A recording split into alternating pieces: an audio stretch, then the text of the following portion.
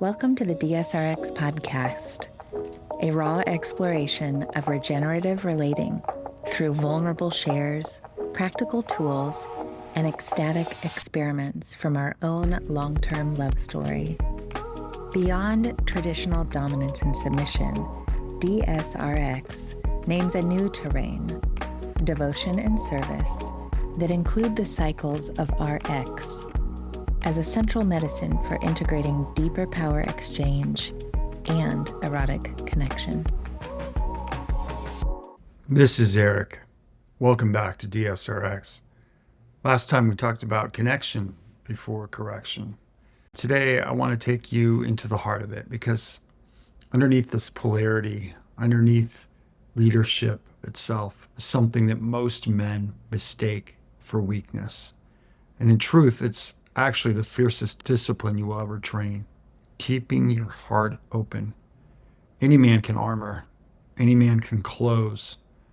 Any man can dominate from a wall. But to lead, to fuck, to father, to build, to correct, while keeping your heart open, that's the warrior work.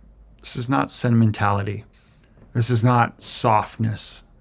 This is actually the hardest edge. The edge that asks you to feel what you'd rather not feel, to stay present when your instinct is to bolt, to numb, to armor up, to let your body register her, your kids, your life, your failures, all of you, to feel that pain and still stand. That's leading with an open heart. And it's the difference between control and leadership, between performance and presence, between collapse and trust. Most men think confidence is a posture, it's chest up, shoulders back, chin high. And yes, that's true. The body is telling a story of where your heart's at, but you can perform that. It's quite a difference to live it. The real confidence is not just in your stance, but it's whether your heart is open or is it closed. With a closed heart, you can say the right words. You can keep yourselves from feeling. You can perform the right moves, but she's going to feel your closure. She's going to feel you retreat. She feels your numbness. She feels you protecting against her instead of meeting her. And she closes. When she meets armor, she will armor up as well. And then you start to take that personally. And that just further closes your heart. But an open heart, it's not an indulgence. An open heart is a presence. It's a presence of leaning in when the moments are difficult, when they're jagged. It means refusing to stand aside. It's not abandoning your ground. You're standing there. You're taking it. You're feeling the full brunt of the fear. Even when everything in you says retreat, it's holding yourself in that. And it's not about coddling. It's not about pleasing. It's not a trauma response. It's literally the opposite of that. It's actually a word that we don't use enough now. It's about valor. Valor is courage plus love, and staying open enough to feel and strong enough to keep leading. That's the ground of trust. That's the essence of co-regulation. It's the both and. It's the love and the courage.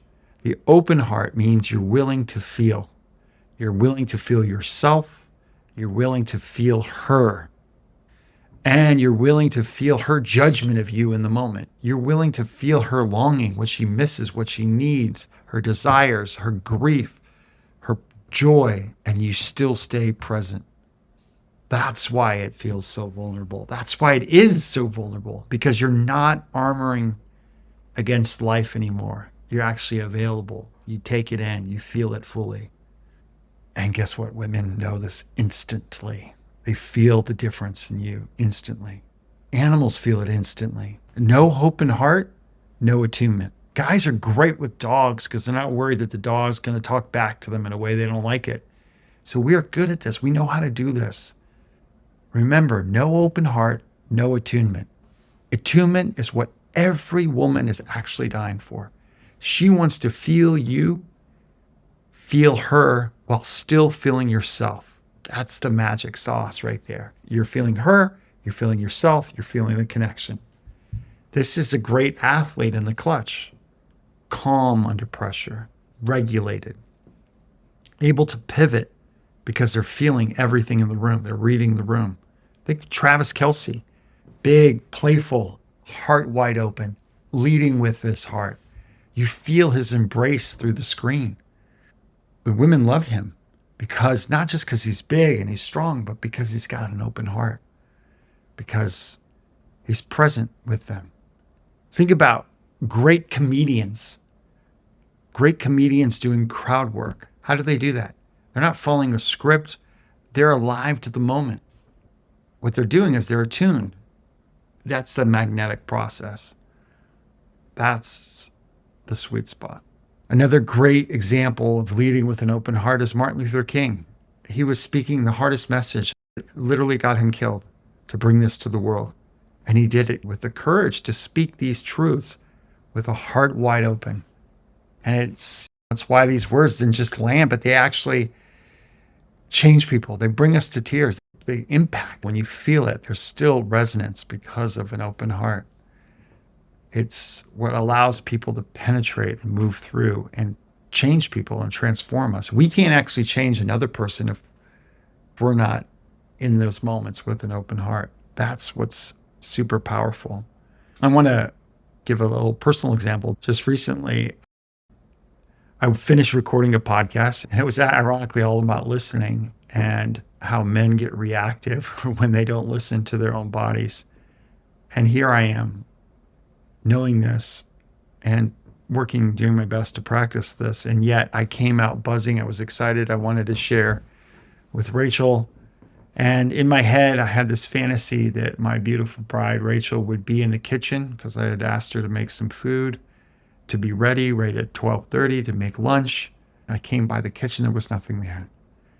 And for whatever reason, I didn't take a breath. I just came into the room where she was, and I came in hot, no pause, and I just found her, and I said something that was with a closed heart. My words were not harsh, but my tone and my heart was harsh. It was reactive. I had no curiosity in myself, no curiosity in her, no curiosity in the moment. It was just pure reaction. And the irony was she had already made the lunch. It was just not in the way that I imagined, not what I could see. No part of me asked a question. It was such an incredible example of just an immediate act without an ask. And instead I could have said, my love, what's the status on lunch? Basic question. But rather I led with my disappointment. I led with my armor. I led with my trauma. Zero openness, zero inquiry in that moment. And what I did, I snapped like a hurt animal. That's what the closed heart does. It's either a snap or it's a retraction. It's the energy of the fight or flight. When you're in that trauma response of fight or flight below the line, your heart closes. You're making assumptions instead of making inquiry. You're projecting instead of being in presence. You're in fear instead of love. And I knew immediately that I dropped the ball, dropped the moment, like 2 seconds. I just had to walk out and bring myself back into equilibrium. Her reaction was obvious. I felt it. It was totally a deflation of love in the moment. What did I do? Like I said, I walked out on my own. I leaned into my own attunement. I went and I welcomed the feeling that I had felt. I felt fully what I had done. And as soon as I felt ready again, I came back in. I led with my vulnerability. I told her exactly what I fucked up. I walked back into the room she was in. I said, I handled that really poorly. I'm here, I'm present. She could feel me with that open heart. And it took a moment for her to shake the cold off of her body, so to speak. I leaned in. There was a hug, and we just had a great lunch together. So I get it though. I get why men close. I have a lot of compassion for closing our heart because there's a lot of shit that's gone down. It hurts. It's easier this way. And sometimes when there's just too much shit, like, becomes habit to do that. It's actually appropriate sometimes. But what I do know is that if I practice this every day, if I practice, that I start to realize that pain is a prerequisite of pleasure. If you can't feel your pain, you're never going to be able to fully feel her. And you won't be able to feel your pleasure. And if she can't feel you feeling her and she can't feel you feeling yourself, she won't surrender to you. When you have a closed heart, it literally equals, hey, I'm projecting and I'm in fear. And if you have an open heart, you literally are projecting, I am curious, I am present, and I'm courageous. Thomas Hübl, in his book Attuned, excellent book, put it this way. He says, attunement begins with the courage to feel yourself. Just what I said. Attunement then is the bridge between her nervous system and your nervous system. It's actually how we co-regulate. At the end of the day, that's what we're all dying for. We're dying to be co-regulated. We're dying to feel safe. But the man's job is to feel safe in himself first and to bring that safety to her. If you can't attune to yourself, you can't attune to her. The first move has to be inward. It begins by noticing. Notice when your chest tightens. Notice your jaw clenching. Notice the impulse to check out, to defend, to attack, to numb, to grab the phone, right? We grab the phone. Put a hand on your heart, just feel it. Resist that and feel the burn. Take a deep breath and feel all the feelings you don't want to feel. Stay with it. Reopen your heart. Feel the burn of it. That's the presence. That's presence. Bring that presence in and then bring it out. And start to feel her breath. And start to notice these micro expressions. A little flicker in her eye. Notice the shift in the tone of her voice, even so subtle, little half degrees. Notice pauses before she answers questions. Notice the way she moves a little sharper or a little bit more contracted or sets something down like a little louder than usual. These signals most men miss, and they miss them because their heart's closed. Because when you close your heart, you're closing down your radar, because your heart is really what's able to read multiple things quickly and fast. When you have an open heart, you start to hear words that never were said. You start integrating your desires and you're feeling yourself fully, and you're starting to know yourself and know her, and you're acting from a place of full knowing. And that's certainty. It's a frequency of certainty. When you have an open heart, she feels your certainty. She feels that whatever feeling comes along, that you can certainly hold yourself in that. That's the certainty that's profoundly attractive. That's not supremacy, power over. It's not posturing. It's not a performance. It's a quiet force of a man who knows himself. She can feel that. Everyone can feel that. Certainty plus an open heart is the truest of certainties. When you have an open heart with certainty, you are able to hold the field without collapsing into insecurity. It means you can hold the context, you can hold whatever coming your way. Most men, when they lose their certainty, they lose their open heart as well. But the work is actually to weave them together. Certainty and openness, direction and feeling, form and flow. And the crazy thing is you can have an open heart even when you're uncertain. And that's the power. It's the courage to feel that you can handle whatever comes your way. That becomes its own sense of certainty. And she feels that, and she feels safe in that because your heart's open. That's what makes you trustworthy. Your open heart in the face of difficult moments feel trustworthy. It's what makes you magnetic by definition. So how do we do this? How do we do this? Check your posture. It's a good place to start. Check your posture. Check your body. Check your energy. Are you chest up, shoulders back, grounded feet? Stop armoring, stop flexing, show purely, I am here. I'm not hiding from this world. Your body's the first signal of what's happening. The body is the first signal of your openness. Your posture is not a performance. It's a presence when you get it right. Also, notice when you close. The collapsing is the resistance to the noticing of your closing. But if you can just notice every time there's even a rumble strip, every little rush, every projection, every move, everything that's closing you, catch it.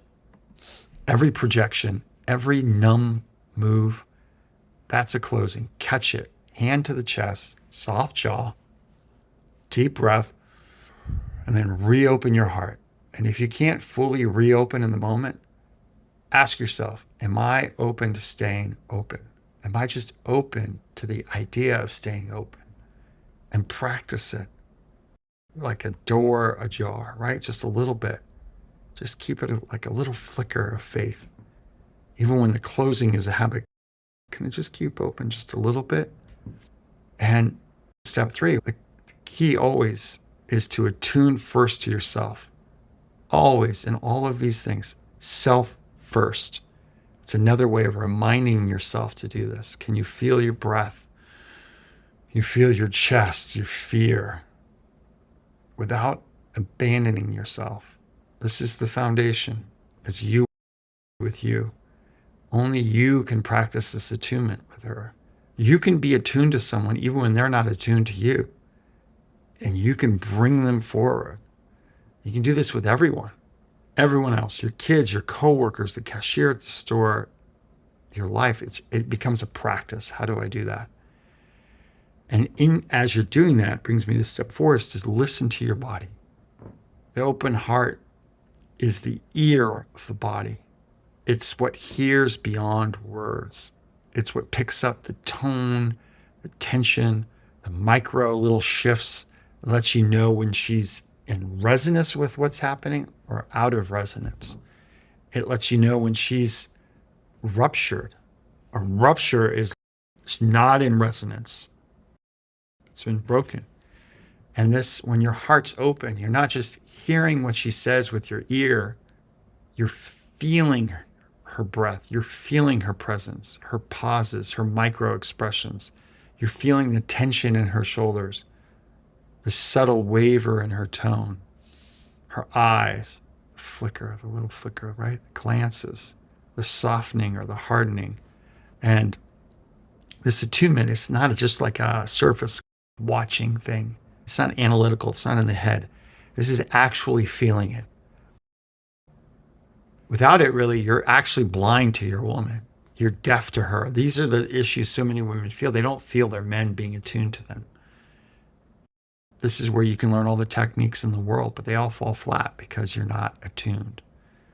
And another way to do this, as a really important thing, is to stop making assumptions. This is step 5. Be curious. Closed hearts react. A closed heart reacts. An open heart asks questions. It inquires. Instead of, you're late again, say, hello, what's alive right now? Instead of, why are you so cold right now? Say, I'm noticing some distance with you. Can you let me in? Instead of snapping with disappointment, you can say, what's the status? Can you walk me through what's going on? Share with me what you're holding. The curiosity is the result of your attunement. As you move into curiosity, you can become more and more grounded in your attunement. It is what turns these ruptured moments into repair, turns the conflict into a space of connection. And this really does apply anywhere. You can do this with your kids. You can do this when they slump their shoulders. I mean, I can notice I was like hunched over in this. You know, you can kneel down, get to their eye level, say, hey buddy, what's going on right now? You can do this with colleagues when you notice hesitation in their breath. Hey, since there's more to you, what's going on? Do you want to share any of it? Do this with a friend. It's powerful stuff. It really is. How many micro moments I'd missed in my life. I still miss them. It's such a powerful opportunity. And it's almost, in some ways, it's easier with strangers because there's no other issues there. And so when you notice a strain in the face of a stranger, you can just giving them a smile with presence can be very powerful. Which leads me to step 6 that kind of makes it effective. Stay vulnerable to be in your power. To dominate with a closed heart becomes abuse. To dominate with an open heart, that's devotion. When you fuck her with an open heart, she feels ravished. She doesn't feel used. When you correct her with an open heart, she feels loved. She doesn't feel criticized. So the whole key to all of this, I've talked about connect and correct and the context and the set and setting. They're all different ways of getting back at what this work is, that this work is the work of a warrior, because to be vulnerable inside this power is fucking courageous. It's valor. It is total valorous work. It's hard. It hurts. I get it. Which brings me to another idea that I have for you guys. Train yourself in awe and wonder. In Japan, there's a word, sugoi. It means like, wow. It's like, whoa, that's awesome. And you can't be in awe and have a closed heart. So if you can practice moments of sugoi or wonder or curiosity or like a yes and improv orientation to life, that's someone who can still be surprised. That's a man who can still marvel. That's a man who can still say, wow, this is a man whose heart is open. And this is what it looks like when your heart is closed. If a man's got a closed heart and his woman says, I'm fine, he like actually believes her. He takes it literally. But an open-hearted man will feel the little tinge or edge in her voice and her tone. He's like, what are you really feeling? If she sighs when she's doing the dishes, the closed-hearted man's going to ignore that or take it personally. But the open heart feels the exhaustion in her breath. And he offers presence. He offers relief. I remember Rachel would do this in the past. She'd turn slightly away from me and I'd take it personally and be like, what the fuck's wrong with me? And it would wreck me. And I never had been hurt so much by just some stupid thing. And I realized, oh my God, my heart's closed. I'm not feeling, I got to feel this fully. I'm just reacting. An open heart brings complexity to our feelings. It brings nuance. An open heart notices the breaths and it leans in those moments with warmth. She raises her voice. A closed heart raises it back. An open heart just takes it in, breathes it, holds, and it calms her down. She ceases to be that loud person. If you miss those micro moments, you lose trust. If you catch them, that's intimacy. That's how you build intimacy. That's how you build attunement. There's nothing weak about an open heart. It's not softness. It's not sentimentality.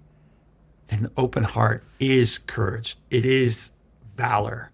It is, like I said, it is the warrior's discipline. Keep feeling, keep being alive when we're leading with an open heart. That's what it is. When you have an open heart, she feels safe. She feels seen. She feels ravished without you doing anything. And guess what? The polarity is ignited in those moments. It's fuck energy.